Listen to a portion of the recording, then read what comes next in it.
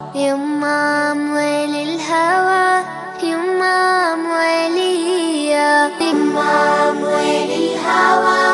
يما موالية. بسمة بتقهر الهموم والامل يملاها، عمر الظلم ما يدوم وارضك ما بننساها. بسمة بتقهر الهموم والامل يملاها، عمر الظلم ما يدوم وارضك ما بننساها. والكون كله بيحضر لعرس الحرية، لما موالي الهوى، يما موالية. أعوذ بالله من الشيطان الرجيم.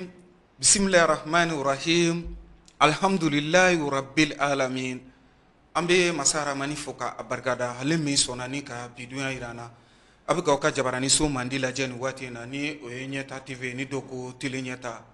jem kambe kanyana mayani wati na jem kami ni amba fama faso jokene jem kan yere ni atoko be nyana ka wulika joke anga jamana kungan ko krofo ka seka anda dola ka fesef selike mamunu be mali kono ni oye maldonye katase munu yere sigiro benendo jamana woroma ni ala ye olu yɛrɛ tɔgɔ wele ko tunkarankew an bɛ foli lase o kelen-kelenna bɛɛ lajɛlen ma ni anw ka jamana ta k'a lajɛ kɔrɔfɔ minnu walima masala minnu ni malidenw fanba bɛ ka sɔnni sigi a kan waati laban ninnu na o bɛ tali kɛ sujet mun na o dɔ ye anw ka jamana kuranko ye kuran kɔni bɛ ka tigɛ su ani tile anw ka jamana kɔnɔna na kɛrɛnkɛrɛnnenya la Bamako yan yɛrɛ ni o ye jamana yɛrɛ faaba ye ka taa se duguba wɛrɛw bɛɛ lajɛlen ma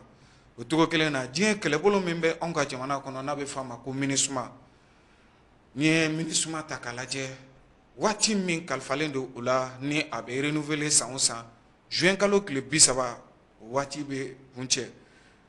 a na dɔ na fara a kunnamana kan wa dɔ tɛna fara a kunnamana kan wa ka taa se anw yɛrɛ ka jamana a bɛ fɔ min ma ko référendum n'o de ye jamana kɔnɔdenw ka kala ta walasa an ka jamana sigi kan ba ni a bɛ fɔ o ma constitution o yɛrɛ bɛ se ka falen cogo min na jamana ye dɔgɔ da o la ni o kalafili yɛrɛ kan ka bɛn juin kalo tile 18 ma kalafili na se ka kɛ wa a tɛna se ka kɛ wa a ko bɛ cogoya jumɛn na walasa an ka se ka faamuyaliba sɔrɔ ni kisaw bɛɛ lajɛlen na an ye jamana yɛrɛ politikima dɔ wele kɛrɛnkɛrɛnnenya la an balaka dɔ min tɛ maa dogolen teleɲɛta yɛrɛ filɛbaw bolo Aminata Sidibe ye Bamakɔ kɛrɛnkɛrɛnnenya la Bamakɔ sigida 6nan FAR an ka wuli ni o ye président Modibo Sidibe ale ka parti politique tɔn ye FAR an ka wuli Bamakɔ sigida 6nan musow ka ɲɛma an ye a wele kana bi walasa an bɔra san k'an da don sujet kolo girin mun na an n'ale yɛrɛ bɛ se ka masala ka cogo min na olu yɛrɛ fɛla ye mun ye a kisaw la kalafili na se ka kɛ wa kuranko degun min bɛ an ka jamana kan a degun bɛ se ka wuli ka bɔ yen na wa MINUSMA yɛrɛ ka kisa fɛɛrɛ jumɛn kan ka se ka bolo da la ninnu bɛɛ lajɛlen na kɛ masala ye an n'an da don olu bɛɛ lajɛlen na ka taa se FAR an ka wuli yɛrɛ a lahalaya bɛ cogoya jumɛn na an bɛ don min na komi bi da bɛna don ninnu sujew bɛɛ lajɛlen na ni ka walawalali kɛ ka foli ni tanu ye k'o lase aw kelenna bɛɛ lajɛlen ma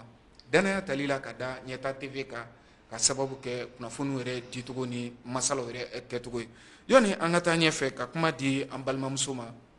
Aminata Sidibe a ka foli kɛ nin waati in na ka ɲɛsin ɲɛta TV yɛrɛ filɛbaw bɛɛ lajɛlen ma Aminata Sidibe salamu alaikum.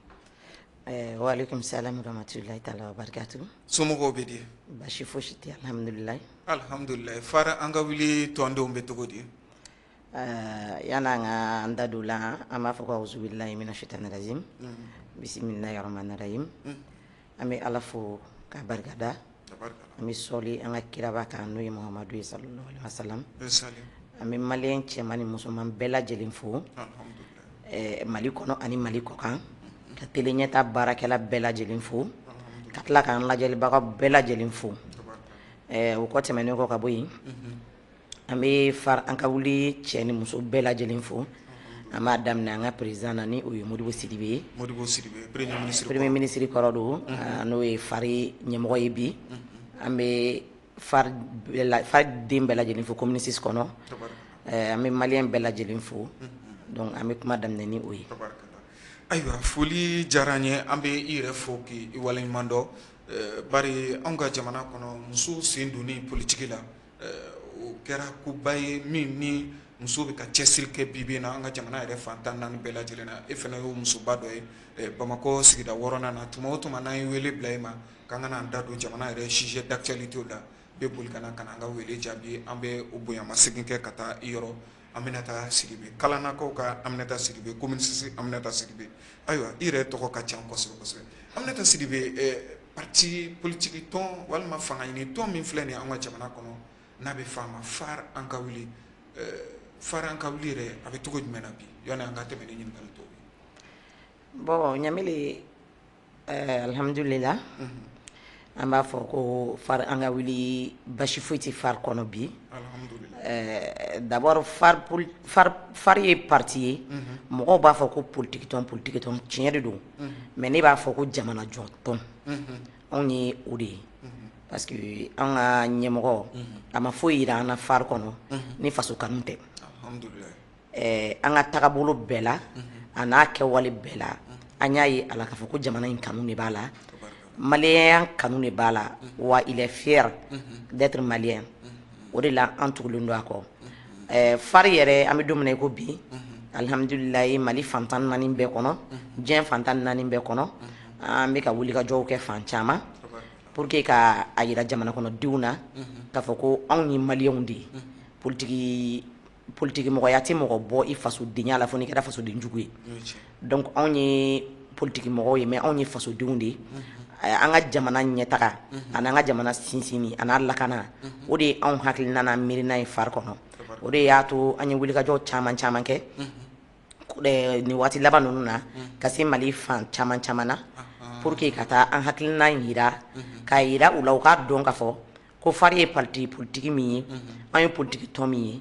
anw ko Mali de an ko maliyɛnw de an ko an ka jamana de donc mɔgɔ o mɔgɔ min n'i bɛ Mali fɛ n'i ko ko Mali i ni anw bɛɛ ye kelen wa i n'an bɛɛ bɛ se ka baara kɛ ɲɔgɔn fɛ. a ye munumunu salo dɔw kɛ jamana fan dɔw fɛ e tun b'olu tagamaw la wa. awɔ ne tun bɛ a tagamaw la an ye munumunu salo fɛn kɛ alihamudulilayi ne tun b'a tagamaw la a tagamaw kun tɛ dɔwɛrɛ ye o ye ka taa ɲɛ da an ka jamana kɔnɔdenw kan comme ni yɔrɔw janyana ɲɔgɔn na ɲɛw bɛ fama ɲɔgɔn ma ka taga yir'u la k'a fɔ ko ɲɛw de famalen don ɲɔgɔn ma mais dusukun bɛ ɲɔgɔn fɛ hakiliw bɛ ɲɔgɔn na o de tun ye tagama ninnu kunba ye ani ka taa yira maliyɛnw na k'a fɔ ko anw tɛ Mali jugu ye an tɛ Mali ka ɲɛtaga contre la parce que n'i ye jateminɛ kɛ an ka jamana kɔnɔ bi mɔgɔ caman hakili la n'a fɔra ko politique tɔn dɔrɔn an ye fasodenjugu de ye an bɛ Mali transition contre de la ne bɛ se k'a fɔ Mali transition o ye anw yɛrɛ de ye anw FAR anw de ye transition ye parce que n'i ko ko transition n'i ko ko sɔrɔsiya an ka ɲɛmɔgɔ ye o kɛ bɛɛ b'o dɔn général don donc a b'o dɔn kosɛbɛ denmisɛnnin minnu bɛ yen nɔ ale yɛrɛ ka denmisɛnninw don a denw don donc a bɛ se k'u bilasira ni fɛn ye a bɛ o kɛ jamana ko de don Modibo ko tɛ Modibo ta ye jamana ko de ye i n'a fɔ anw bɛɛ bɛ FAR kɔnɔ an ta ye jamana ko de ye wa transition fɛn bɛ se k'a dɛmɛ pour que an ka jamana ka bɔ bolo la FAR pɛrɛnnen don k'u dɛmɛ ni o la n'u seko n'u damayira ye. a ye tagama kɛ ka taa yɔrɔ mun na a kɛra nisɔndiya ye a yɔrɔ sigibaw bolo. alihamudulilayi a kɛra nisɔndiya ye kosɛbɛ olu bolo ani anw yɛrɛ bolo parce que an taara fɛn dɔw tun bɛ yen nɔ minnu ma faamu donc an y'olu ɲɛfɔ u ye u y'o faamu o la a kɛra nisɔndiya ye kosɛbɛ kɛrɛnkɛrɛnnenya Sikaso région kɔnɔnaw la ani nɛgɛlɛ yan fan ninnu fɛ an ye tournée caman kɛ o yɔrɔw la a kɛra nisɔndiya belebele ye. an ni malidenw bɛ cogo di minnu sigilen don jamana kɔ kan. maliden minnu sigilen don jamana kɔ kan basi foyi tɛ an n'u ni ɲɔgɔn cɛ an n'u bɛ ɲɔgɔn kalama an n'u hakilina bɛ ɲɔgɔn na wa an bolo bɛ ɲɔgɔn bolo fana. ayiwa ala ka dɛmɛ kɛ ala ka hɛrɛ k'an n'aw bɛɛ lajɛlen amina jamana ala ka basigi ni k'a kolo suma amina yarabi. Aminata Sidibe an y'a fɔ masala daminɛw la Bamakɔ sigida 6nan FAR an ka wuli tɔn kɔnɔna na an balakaw olu ka ɲɛmɔgɔ ye e n'i ye jamana ta k'a lajɛ an bɛ kisa da gɛlɛnna sisan n'o ye kuranko ye énergie junwali o ye kuran cakɛ bondasoba ye anw ka jamana kɔnɔ min bɛ kuran di jamana kɔnɔdenw ma kulekanw cayalen don dalabɔ cayara ka bɔ mois d'avril yɛrɛ la ka na mois de mai yɛrɛ kɔnɔna a gɛlɛyara an ka jamana kɔnɔ kosɛbɛ Bamakɔ yan ka taa se Mali fan wɛrɛw ma an balakaw an bɛ se k'a fɔ kuran matarafabaw caman ye olu ye minnu bɛ gilasi bɔ ka taa feere minnu bɛ baara caman bɛ yen nɔ minnu bɛ o kɛ kuran yɛrɛ la denmisɛnninw ka leçon taw kuran yelen na o n'a ɲɔgɔnna wɛrɛ camanw kuranko parti politique tɔn dɔ ma ye n'o ye fara an ka wuli e bɛ se ka mun sɔrɔ ka fɔ a la bi a degun na. Bon Ɲamele, est-ce que e kun t'i ka question in bila ne Maliya in kɔnɔna na ka tɛmɛ parti politique tɔn kan? Parce que an ka jamana kɔnɔ an b'a ye ni parti politique tɔgɔ weleli la n'i ye fɛn fɛn fɔ a bɛ i n'a fɔ k'o ye politique ko de ye alors que ne yɛrɛ ka jate la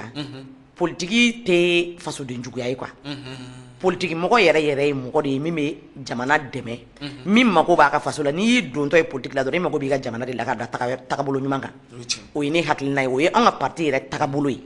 o ye anw ye min y'an ka ɲɛmɔgɔ la ye mais Mali kɔnɔ politique ko kɛra fɛn dɔ ye u bɛ mɔgɔw gosi bere kelen na o kama yɔrɔ caman na a ka di ne ye ni ne bɛ kuma n ka kuma ni malidenya kuma ye fɔlɔ en tant que mère de famille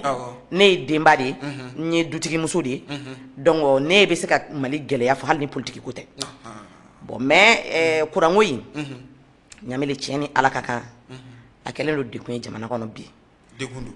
an bɛ se k'a fɔ an kɔni bange kuma ma janya jamana kɔnɔ mais gɛlɛya min bɛ kuranko kɔnɔ kuranko la jamana in kɔnɔ bi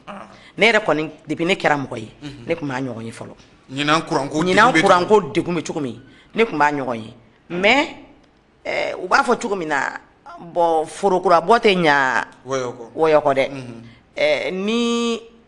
an t'a dɔn fɔlɔ-fɔlɔ la kuran tun bɛ sɔrɔ an tun bɛ kule ko o yɛrɛ man ɲi mais o fana ka fisa ni sisan ta ye mais kun min b'a la an tɛ se ka fɛn fɔ parce que an t'o dɔn mais ne bɛ min ye dɔrɔn ne b'a dɔn diɲɛ fɛn o fɛn n'i b'a la i bɛ tiɲɛ yira i ni a tigiw la ne kɔni bolo énergie mɔgɔw dekun bɛ yɔrɔ min na olu b'a dɔn ka tɛmɛ anw kan olu yɛrɛ b'a dɔn k'a fɔ ko maliyɛnw laɲini foyi tɛ maliyɛn den ɲuman bɛɛ bolo bi ka tɛmɛ transition ka réussi kan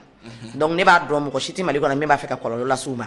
mais ni dekun nana tɛmɛ a dan kan Ala k'an kisi an tɛ min fɛ a bɛ k'o ye donc yanni dekun ka se u ma est ce que u tun tɛ bɔ k'a fɔ an ɲɛna raison min bɛ a la yanni parce que i b'a dɔn fɛn dɔ bɛ yen nɔ Ɲamele min na a bɛ ka maliyɛnw dekun kosɛbɛ yanni waati ka se groupe de yira la an na fɛn caman caman yira la an na layiduw taara an ye comme quoi ɲinan kurantigɛ ko tɛna kɛ bon ni o nana juguya ni kɔrɔlen ye mun de la a juguyara ni kɔrɔlen ye raison jumɛn de b'a la sababu jumɛn bɛ ka nana ye ne bolo défaut min yera an ka ɲɛmɔgɔw la kosɛbɛ o y'o ɲɛfɔbaliya ye jamanadenw ye ne y'o de fɔ ni bolo énergie du Mali ka taa se hali faso yɛrɛ ma u ka politique de communication non i b'a dɔn fasoko in ye fɛn dɔ ye quoi an bɛ fasoko in kɛ fɛn dɔ ye c'est à dire n'a bɛ arranger waati min na an ka wele bɛ taa se fo jamana ɲɛmɔgɔw ma sanfɛ mais ne bolo jamana ɲɛmɔgɔ n t'a fɔ k'u jɔyɔrɔ t'a la dɛ sanfɛ mɔgɔw ne m'a fɔ k'u jɔyɔrɔ t'a la dɛ mais ne bolo baara dɔ bɛ kalifa mɔgɔ la de k'i ka se ka kɛ o donc an tɛ se k'an pan énergie directeur kunna k'an pan énergie ministre kunna ka taa se fo sanfɛ fɔlɔ an bɛ olu de interpeller an b'olu de ɲininka parce que olu de bilala baara dɔ la o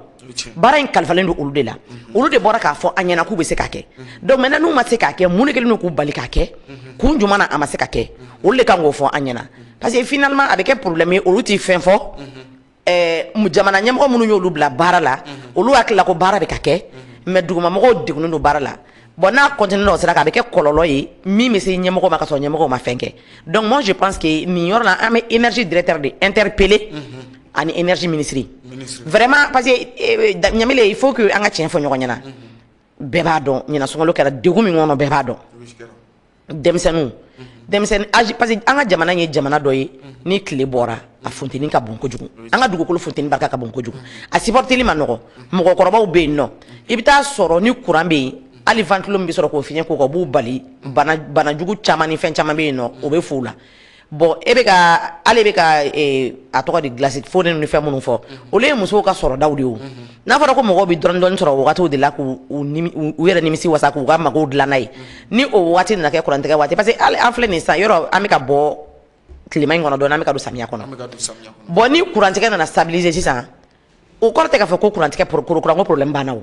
o ye dɔrɔn de wagati dɔ de don san bɛ ka na dugukolo sumalen don yɔrɔ bɛ sumaya tilemu bɛ minnu bolo caman bɛ a ta débrancher firigotigi caman b'a ka frigo débrancher ala yɛrɛ ka nɛɛma bɛ an kan o wagati donc diyagoya ye ni dɔ bɔra consommation na diyagoya ye courant bɛ sɔrɔ ani problème bannaw tɛ kelen ye dɛ il faut pas que ɲinanta o tɛmɛna a ka kɛ ten ko ɲinanta banna samiya sera dɔrɔn mɔgɔw kalimera an b'a ko bila non non moi je pense que solution définitive de kan ka ɲini a la an yɛrɛ bɛ jamana min kɔnɔ ɲamele ka kɛ Mali ye ne t'a dɔn Mali kuranko bɛ se ka se nin degré la an bɛ ka fɛn dɔw mɛn an tulo la a maloya bɛ an na ala an k'an da don o kumaw la kuranko la jamana kɔnɔ oui n'a fɔra ko citernes bɛ na dɛ ko olu bɛ yɛlɛma fan dɔ fɛ k'olu bɛ suɲɛ essence c'est à dire olu ye fɛnw ye minnu maloya bɛ an na quoi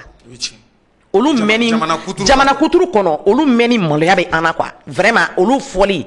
an ka da don la yɛrɛ olu b'an degun quoi parce que olu ye fɛn ye minnu man ka kɛ yɛrɛ yɛrɛ de quoi parce que normalement énergie bɛ komi an ni énergie cɛ ɲamɛ la bɛ komi sannikɛla ni feerekɛla ni sannikɛla ma dɛsɛ ka wari bɔ ka sanni kɛ sanni a bɛ san min bolo o man ka dɛsɛ ka feere kɛ dɛ anw ye consommateurs ye an b'a san de donc ni anw ma dɛsɛ k'an ka sanni wari bɔ k'an ka fourniture san je pense que minnu bɛ anw fourni a la olu man ka dɛsɛ quoi olu kan ka se vraiment ka an nimisi wasa bon ni o tɛ ka se ka kɛ vraiment solution ka ɲini a la min b'a to jamana kɔnɔden bɛɛ bɛ lafiya sɔrɔ quoi vraiment ne bolo o de kɔni ye kuma yɛrɛ yɛrɛ ye. Aminata Sidibe jamana fan bɛɛ don wa ni kuranko ye i ye kibaruya sɔrɔ Mali fan bɛɛ don wa. Ɲamele Mali fan 14 bɛɛ de don. Kuranko degun. Anw yɛrɛ ka dugu la anw yɛrɛ ka dugu la ne balimaw ko ne ma ko ni olu fɛ yen nɔ quoi olu ka kuranko u bɛ programmation de don quoi c'est à dire ni aw y'a sɔrɔ su daminɛ la k'a daminɛ 18h la ka na 21h la ɲamele o y'aw ta bɔla la sa fo sini 18h c'est à dire nin côté ni nin côté mɔgɔ y'a sɔrɔ sisan 18h la ka na 21h la olu ta bɛ tigɛ a bɛ di côté wɛrɛ mɔgɔ ma ka na 21h de 21 à 23h olu ta bɛ tigɛ ainsi de suite quoi ni aw y'a sɔrɔ bi 18h n'a tigɛra 21h fo sini 18h aw tɛ kuran sɔrɔ. Alors que jamana an bɛ jamana min kɔnɔ tile de b'an ka jamana kɔnɔ c'est à dire fɛn bɛɛ bɛ yen nɔ pour que énergie ko in kana kɛ problème ye quoi ni consommation essence ko ni gasoil ko ninnu ni fɛn ninnu gɛlɛyalen don munna an tɛ na panneau solaire ka côté la kosɛbɛ pour que énergie tɛ système de kɛ pour que an ka na solaire la kosɛbɛ pour que mɔgɔw ka bɔ nin degun kɔnɔ sinon vraiment kuranko in kɔlɔlɔ ka bon dɛ a degun ka bon ne dun b'a dɔn malien bɛ muɲu ka se degré dɔ de ma n'a tɛmɛn'o kan ala k'an kisi an bɛɛ bɛ siran min ɲɛ o kana na bɔ a kɔnɔ donc u ka solution ɲɛnama ɲini vraiment ɲinata in kɔni an b'a fɔ o nɔgɔyara sa o mais yanni san wɛrɛ cɛ u ka solution ɲɛnama ɲini min b'a to an bɛ ɲinata in kɔ quoi. ala k'o kɛ ala ka to kurantigɛ banbali min filɛ nin ye Bamakɔ hakaja ka se Mali duguba wɛrɛw bɛɛ lajɛlen ma a degun bɛ maaw kan cogo min na bari nin ye gɛlɛya ye min yɛrɛ bɛ se ka hali maaw ka sɔrɔ nagasi bari maa o maa bɛ yen nɔ k'a fɔ o dayirimɛ bɛ kuran na bolola baarakɛla bolo ka taa se u n'a ɲɔgɔnna wɛrɛw caman bɛɛ lajɛlen ma olu bɛɛ ka baaraw bɛ jɔ walima k'u ka caw bɛ jɔ nin wagati ninnu na ka sababu kɛ kurantigɛw ye dɔgɔtɔrɔsow la a degun ka bon kosɛbɛ kosɛbɛ ka fɔ ko kurantigɛ halisa ko fɛɛrɛ ma se ka sɔrɔ la ɲɛ ma se ka sɔrɔ la ninnu si tɛ a degun yɛrɛ ye. ɲamele i ka kumalatigɛ tɛ dɛ communication baliya yɛrɛ tɛ walayi i ye dɔgɔtɔrɔso min fɔ i b'a dɔn ko morgue dɔw tun bɛ yen nɔ wagati tɛmɛnen na su tɛ se ka mara a kɔnɔ wa n'i ka mɔgɔ fatura n'a taara morgue la dɔrɔn i bɛ su dun programme jagoya la ka kɛ a tɛ se ka mara ala ni kɔrɔntanya fɛ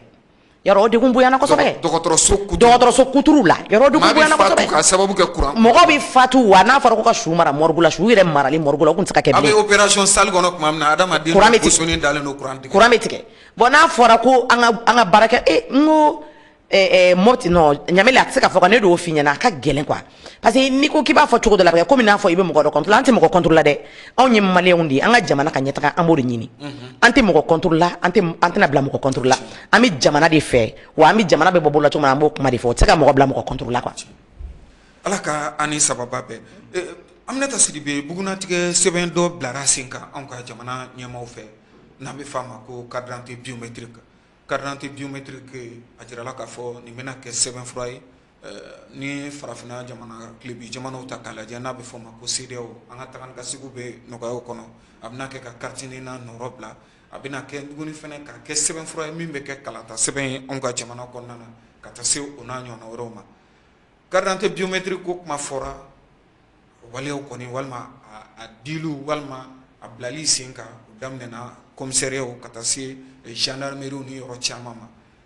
a ko na kɛ gɛlɛya kɔni ye maliden caman bɛ bi in na minnu ma se k'u tɛgɛ d'a kan mali kɔnɔ yan hakaja ka taa se maliden minnu yɛrɛ sigilen don jamana yɛrɛ kɔ kana na carte d'identité biométrique ko an yɛrɛ ye kibaruya laban minnu sɔrɔ a la ka fɔ laban minnu bɛ ka bɔ walima kun fɔlɔ minnu bɛ ka bɔ olu dɔw ni erreur bɛ ka bɔ i n'a fɔ carte n'a ta bɛ cogo min na carte d'identité biométrique ko e fɛla ye mun y'a la Aminata Sidibe Bon, carte biométrique ko nyameli. Angon ame min do ala. Problème do ne. Geleya b'a la fo ka tɛmɛ a dan kan n'a sɔrɔ a dabɔra nɔgɔya kama an b'a fɔ ɲɛmɔgɔ ye ko nɔgɔya t'a la dɛ parce que sigidaw la u y'a bila mairie ni policiers ka bolo kan policiers dɔw bɛ yen nɔ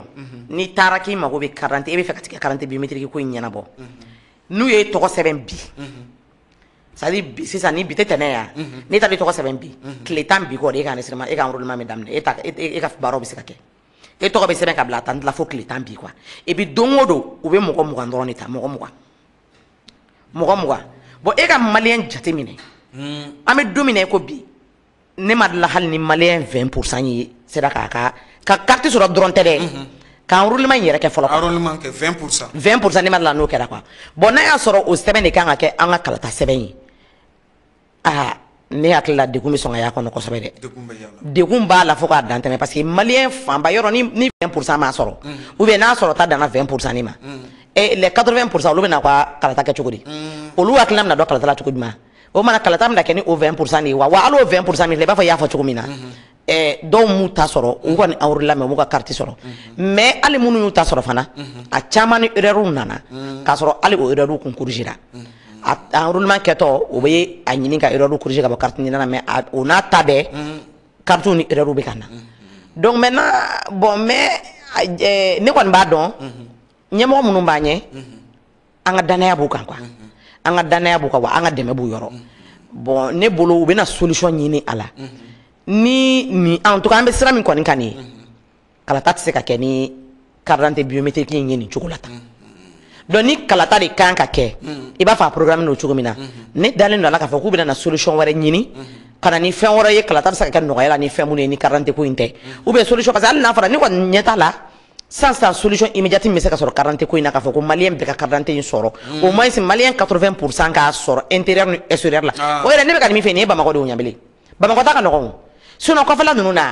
an ka intérieur kɔnɔna na an ka région kɔnɔnaw ni an ka cercle kɔnɔnaw la non olu ta tɛ se ka lakale yɛrɛ o n'i y'olu ta k'a lajɛ hali olu 10% ma sɔrɔ donc ne bolo u kan ka i yɛrɛ da sera yɔrɔ min ma sa maliyɛn de l'extérieur yɛrɛ u kan ka fɛn dɔ bila en place ne bolo u tun kan ka kɛ i b'a fɔ ko yɔrɔ carte ɲinina ko malgré que carte ɲinina ko kɛra u bɛ don duw kɔnɔ ka taa mɔgɔ enrôler u ka duw kɔnɔ ka taa u sigi école daw la ka taa dugutigisow ni fɛnw na i b'a dɔn y'a ye problème bɔr'o la donc pour que nin n'a ɲɔgɔnna ka se ka kɛ ɲamele hali san kelen t'a ban k'a fɔ ko mɔgɔw k'a sɔrɔ mɔgɔ caman ka se k'a sɔrɔ pour que an ka kalata kɛ n'a ye a mana ta cogo la hali san kelen t'a ban donc je pense que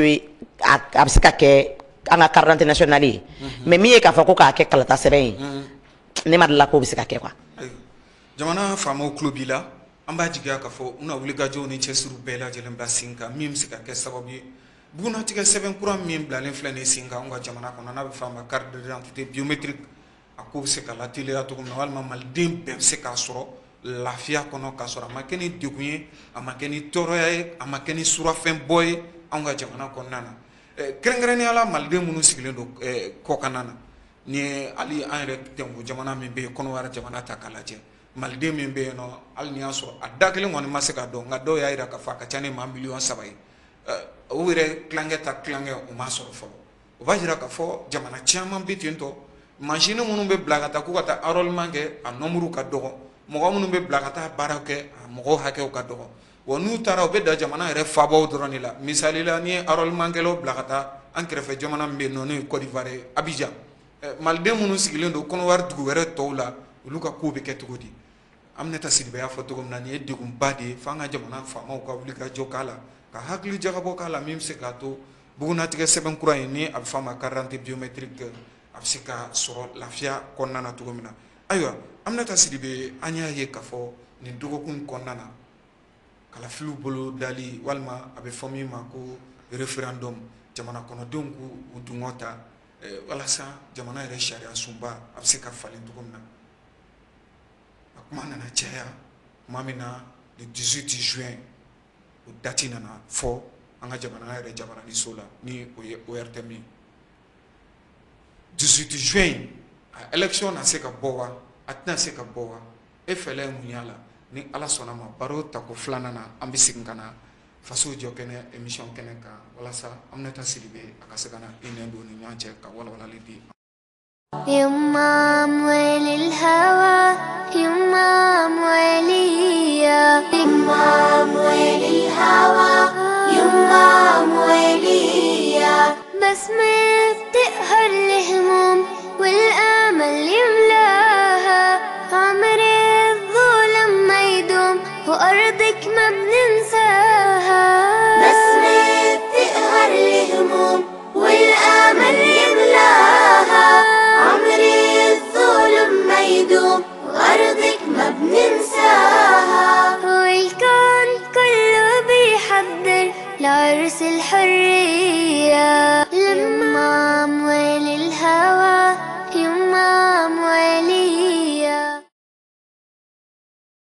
foli ani tanni o tɛmɛnen kɔ ka bɛ yen nɔ an bɛ segin ka na an ka jɛmukan kɔnɔna na ni o ye émission faso jɔkɛnɛ ye faso jɔkɛnɛ min ni a bɛ ɲɛnamaya ɲɛta tv jabarani so sanfɛ dɔgɔkun o dɔgɔkun nin waati kelen na maa welelen Aminata Sidibe Aminata Sidibe parti politique tɔn min bɛ an ka jamana kɔnɔ n'a bɛ f'a ma FAR an ka wuli Bamakɔ sigida 6nan musow ka ɲɛmaa don an ye ale wele ka na walasa an n'ale ka se ka barosigi kɛ jamana yɛrɛ lahalayaw kologirinw kan masalaw kunfɔlɔw nana boli kɛrɛnkɛrɛnnenya la jamana yɛrɛ kurankow bɛ cogo min na masalaw kun nana cɛ carte d'identité biométrique ko la ɲininkali min tun nana da o kan ni jaabi tun bɛna sɔrɔ la Aminata Sidibe yɔrɔ o de a bɛ fɔ min ma ko référendum o ye kalata ye jamana kɔnɔdenw b'o dungɔ ta la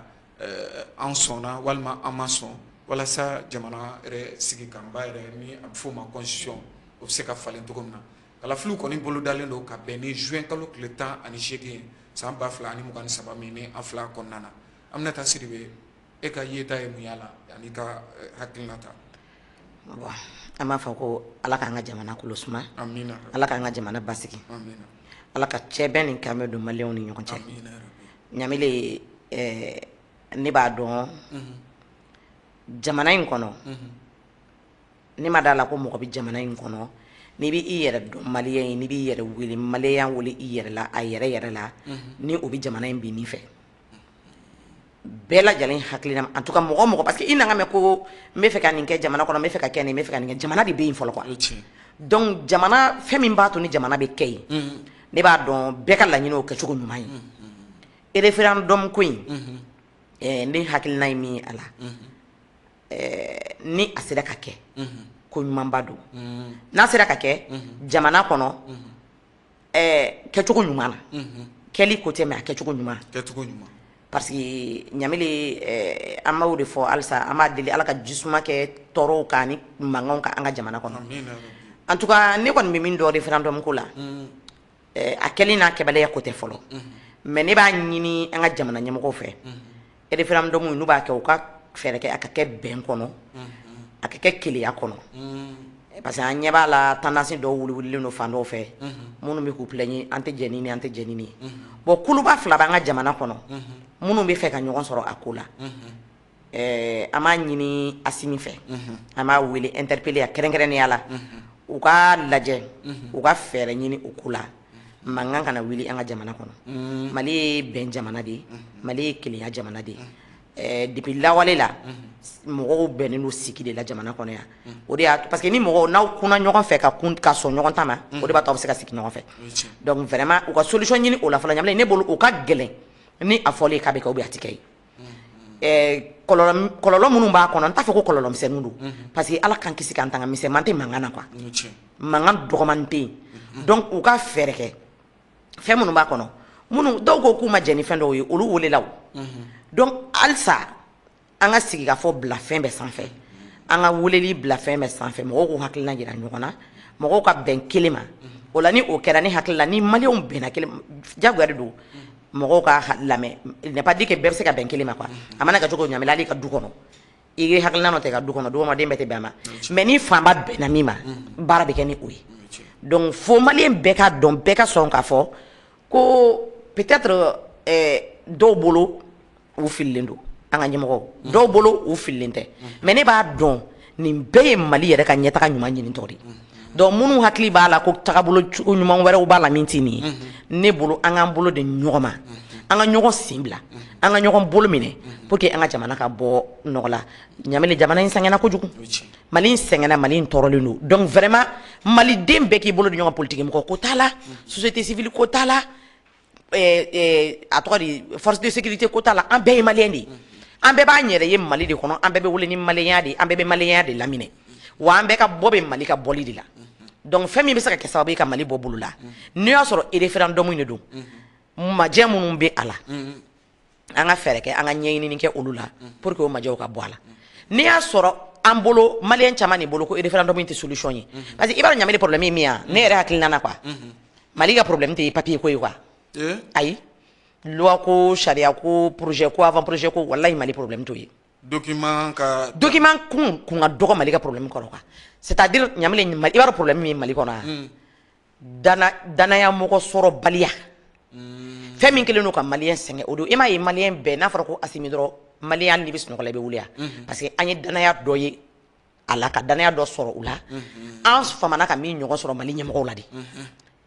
ɲɛmɔgɔ ɲuman ko c'est-à-dire i b'a dɔn mɔgɔ bɛ ka min fɔ quoi ni jamana o jamana n'i tagabolo bila k'i bɛ mɔgɔ wɛrɛ tagabolo ta i bɛ kɛ fɛn fila ye fɛn sugu dɔ Mali ye quoi an fɛ yen c'est-à-dire papier ko ti an ka jamana problème ye quoi loi caman bɛ jamana in kɔnɔ yan k'a sɔrɔ ka kɔn bi ɲɛ loi caman bɛ yen minnu ma appliquer o loi ko ti jamana problème ye jamanaden ɲuman ko de ye quoi il faut que an ka kɛ jamanaden ɲumanw ye an ka kɛ jamana kanunaw ye an maliyɛnw yɛrɛ ka k'an faso fɛ fɔlɔ bayi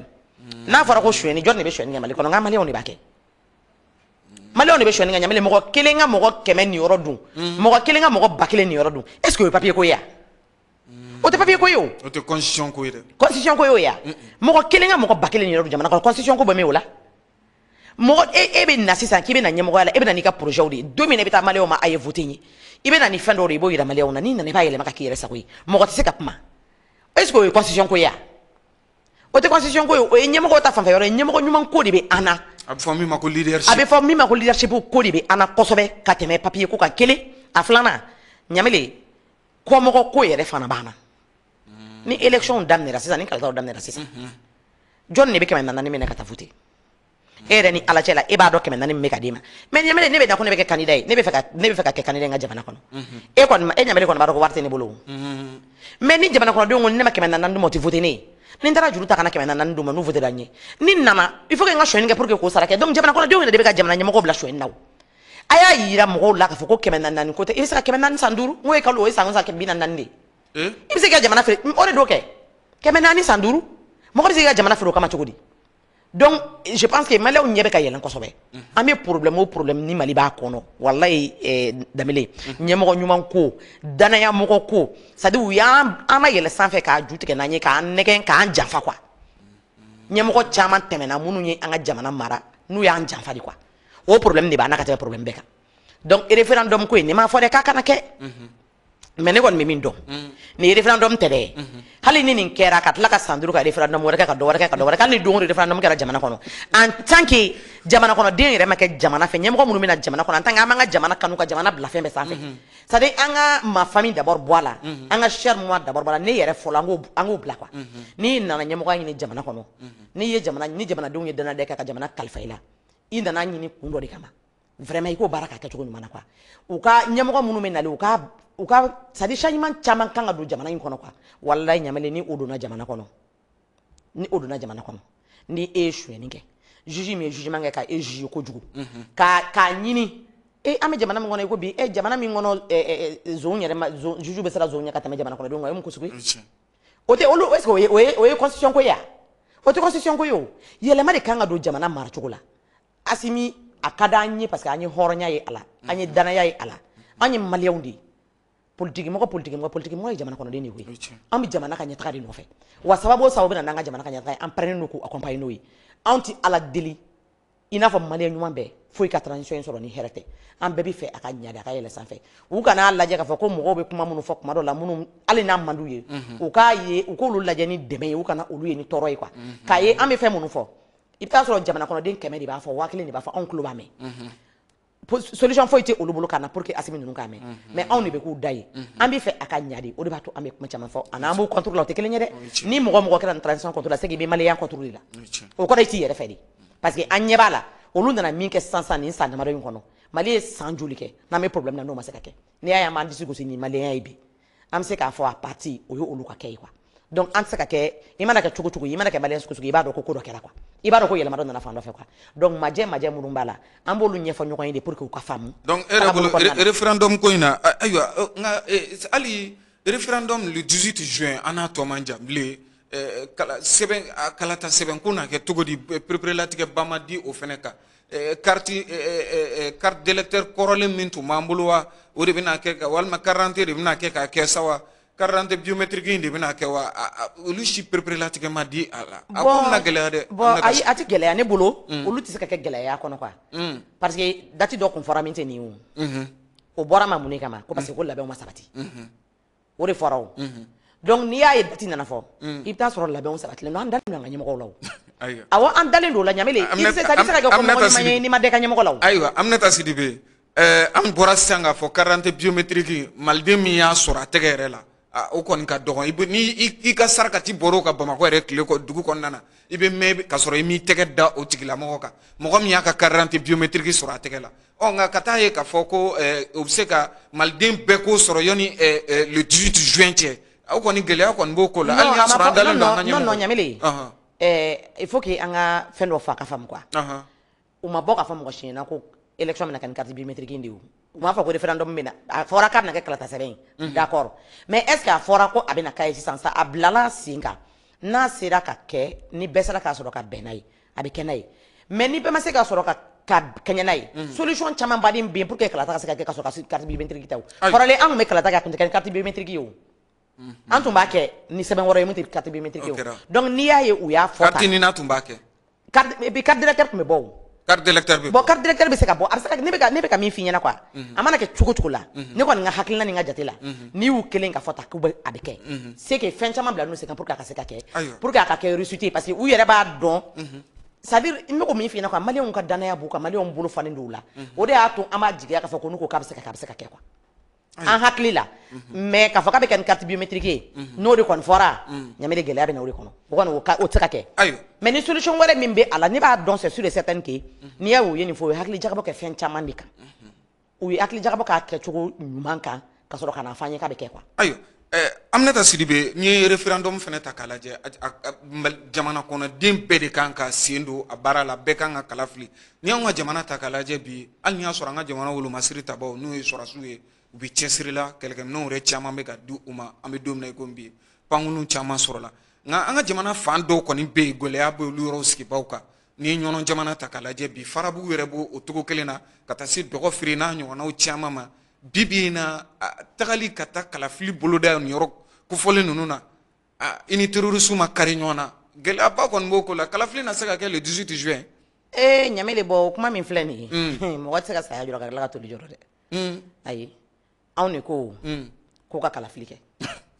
mais anw de y'a fɔ parce que maliyɛnw de bɛ ka kule fana ko k'a kɛ n'an ko k'a kɛ CEDEAO fana ko k'a kɛ non ne bolo c'est à dire i b'a dɔn problème min y'a ɲamele CEDEAO wo Nations Unies wo Commission internationale wo a don ta a bɔ tan wo nin bɛɛ bɛ maliyɛnya de kɔ quoi n t'a dɔn ni bɛ ka faamu c'est à dire anw maliyɛnw de bɛ sɔn fɔlɔ anw de ta ye an ka faso ye anw de ta ye an ka constitution ye anw de ta ye an ka kalafili ye an man ka sariya di mɔgɔ wɛrɛ ma u ka loi dɔ boli an kan loi min tɛ se ka passer n'i y'a ye a fɔra k'a bɛ kɛ CEDEAO m'a fɔ ko k'a kɛ bi dɔrɔn CEDEAO k'a fɔ ko ka kalafili kɛ est ce que o daminɛra bi yan a ma k'o waati la o donc parce que an bɛ guerre de la quoi il faut que an k'o dɔn quoi an bɛ guerre de la fɛn fila de don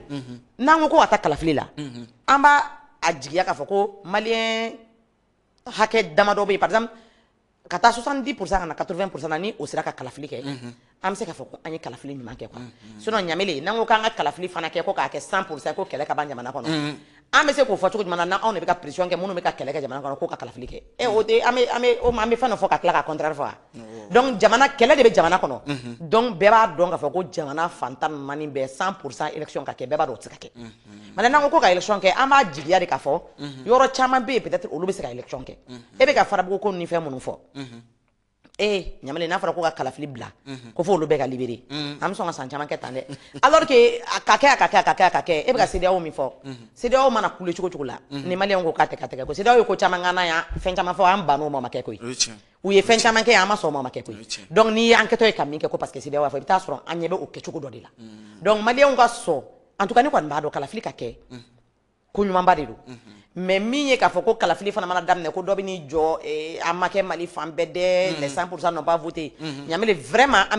ka hinɛ jamana in na quoi an ka hinɛ jamana in na an ka jamana in ka bɔ bolola ɲɛɲini quoi c'est à dire an ka ɲɔgɔn bolo minɛ an ka ɲɔgɔn sen bila an yɛrɛ b'a dɔn minnu bɛ se ka kɛ an b'a dɔn ko minnu tɛ se ka kɛ quoi an b'a dɔn n'a fɔra ko jamana Mali fan 14 bɛɛ ka libéré pour que élection ka kɛ walahi hali san 15 t'a kɛ a y'i kɛcogo t'o la o parce que terrorisme de don ne y'o de f'i ɲɛna terrorisme ye fɛn min ye quoi a tɛ se ka kɛlɛ ka ban o a bɛ taa dɔɔni an b'an ka souveraineté ɲini dɔɔni ka na mais min ye k'a fɔ ko k'a kɛlɛ ka ban ka terroriste bɛɛ ɲini Mali kɔnɔ ka tɛgɛ da bɛɛ kan hali n'an ye nin élection kɛ parce que e bɛ ka ɲininka terroriste 80% ye maliyɛnw yɛrɛ de maliyɛnw yɛrɛ de don a sɛbɛnnen fana dun tɛ mɔgɔ ten ka ko ko e ye terroriste ye donc n'an ko k'an k'o bɛɛ ɲini k'o faga est ce que laban na Mali yɛrɛ bɛ sɔrɔ parce que an bɛ maliyɛn caman faga dɛ parce que i bɛ taa sɔrɔ e somɔgɔ dɔ bɛ yɔrɔ dɔ la ni e ta la e somɔgɔ dɔ b'a la ni ne ta la ne somɔgɔ dɔ b'a la donc vraiment an ka dɔn k'a fɔ min kɔni ye k'a fɔ ko élection ka kɛ ko maliyɛn bɛɛ k'a kɛ 100% ɲamele o tɛ se ka kɛ a tɛ se ka kɛ donc ni an ka ɲɛmɔgɔw ko k'u bɛ se ka organiser ta ne bolo politique mɔgɔw wo société civile wo n'an bɛ Mali ɲɛfɛ an bɛɛ k'an bolo di ɲɔgɔn ma pour que an ka bɔ dingɛ kɔnɔ élection ka kɛ élection ɲuman ka kɛ transparent an bɛ min fɔ an ka ɲɛmɔgɔw fana ɲɛna n'olu ko k'u bɛ se ka kɛ n'u nin waati in de la u yɛrɛ y'a juger k'a fɔ k'a bɛ se ka kɛ n'u nana n'a kɛli ye an bɛɛ k'an fanga fara ɲɔgɔn kan k'u dɛmɛ u fana k'a kɛ jɛlenya kɔnɔ et surtout u k'u kumakan na bato ɲamele kumakan na bato de ka gɛlɛn ni diɲɛ fɛn bɛɛ ye kumakan na bato baliya de ye Mali bila ni dingɛ kɔnɔ u k'u kumakan na bato u ye fɛn dɔw de fɔ fɛn dɔw de kɛra pour que an ka se bi ma depuis assise nationale min bɛ fɔ ne ye assise participer depuis a daminɛ f'a laban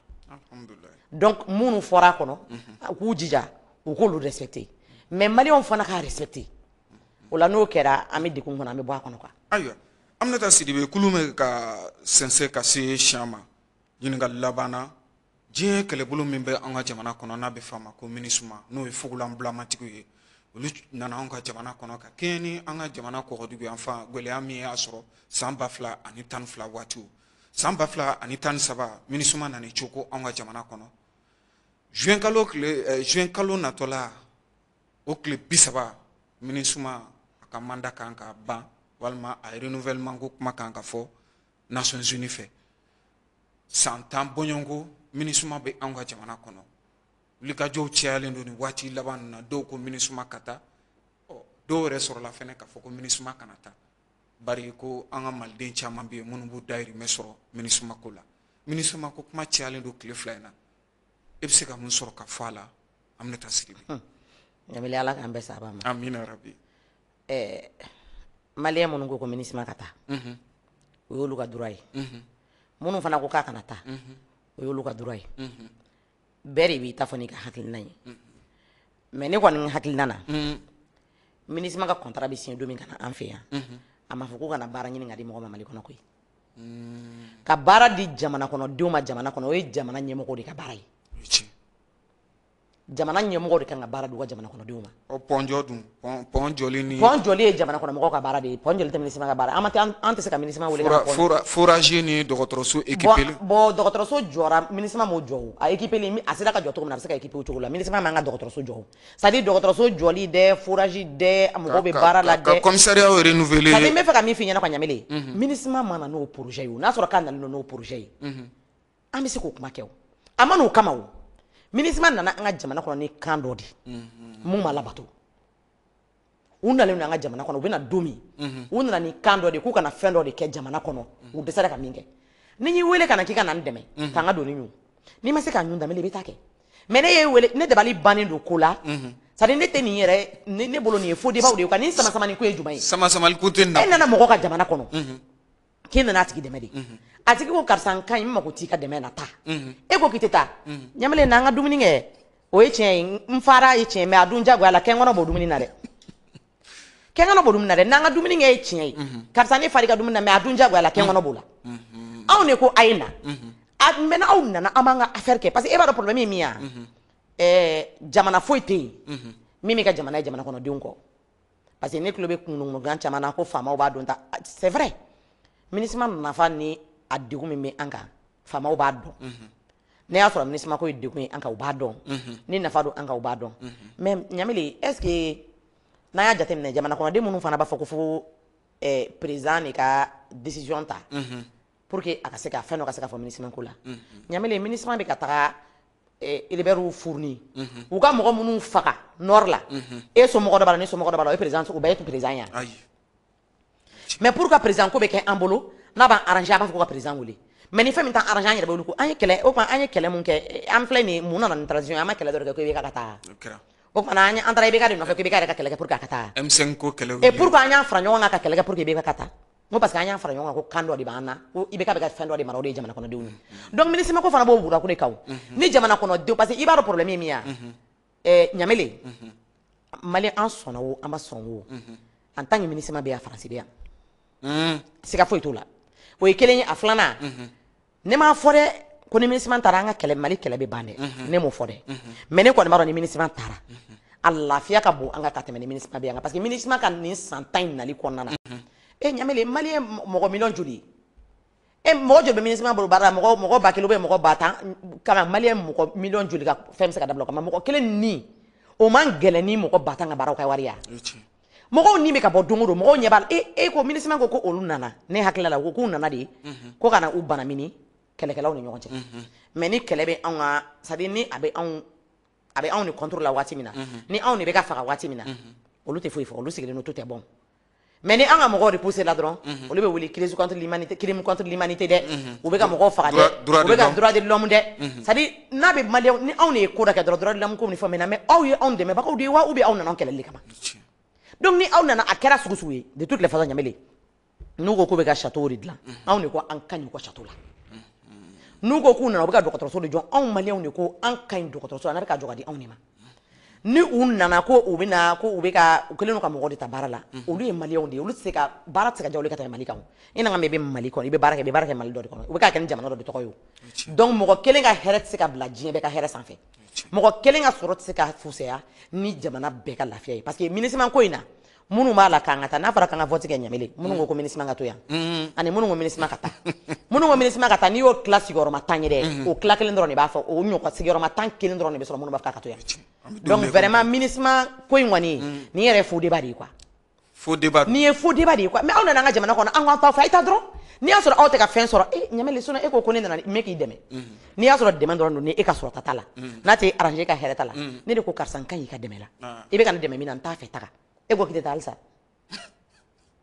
ko wɛrɛ b'o kɔnɔ dɛ donc vraiment kungo wɛrɛ b'an n'an ka jamana kɔnɔ u ka fara an na u ka taa ka bɔ an da la quoi maintenant ni ministre taara o tɛ Mali problème t'ale o mais o ye dɔ bɔlen a la c'est à dire o ye comme n'a fɔ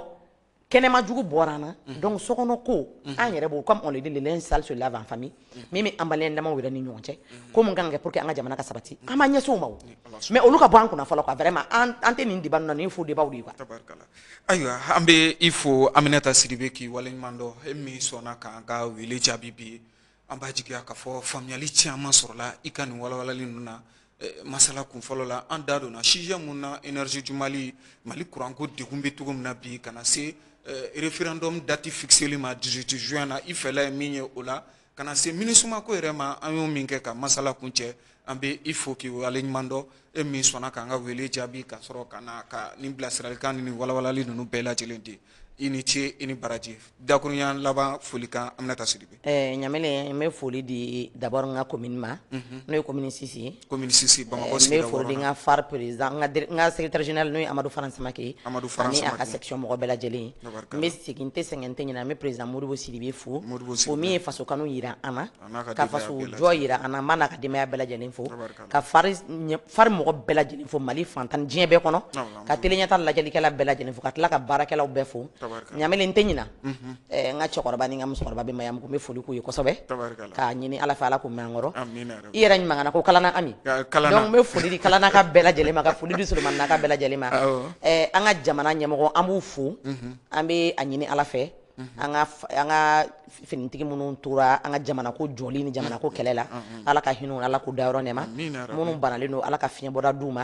an bɛɛ ka jɛ k'an bolo di ɲɔgɔn ma an ka kɛ kulu kelen ye an ka ɲɛmɔgɔw dɛmɛ an ka jamana ɲɛmɔgɔ dɛmɛ pour que an ka jamana ka bɔ bolo la pour que an ka se sɔrɔ an jugu kan ala ka se d'an ma an jugu kan ala ka jamana kolo suma wasalam ayiwa ka i yɛrɛ fo Aminata Sidibe nin bɛ dansigi kɛ aw ka bi jɛmukan na ni o ye faso jɔ kɛnɛ ma welele Aminata Sidibe parti politique tɔn min bɛ an ka jamana kɔnɔ n'a bɛ f'a ma FAR an ka wuli Bamako sigida 6nan musow ka ɲɛma an ye a wele ka na bi an b'a jigiya k'a fɔ nafa caman sɔrɔla ni barosigi in na an bɛ dugawu kɛ an ka jamana ye basigi ni kolosuma Ala k'o sabati an ka jamana kɔnɔna na dɔgɔkun wɛrɛ jɛmukan Ala k'an si jɔ k'o kɔnɔ ni o ye faso jɔ kɛnɛ يمام وللهوى يمام وليا يمام وللهوى يمام وليا بسم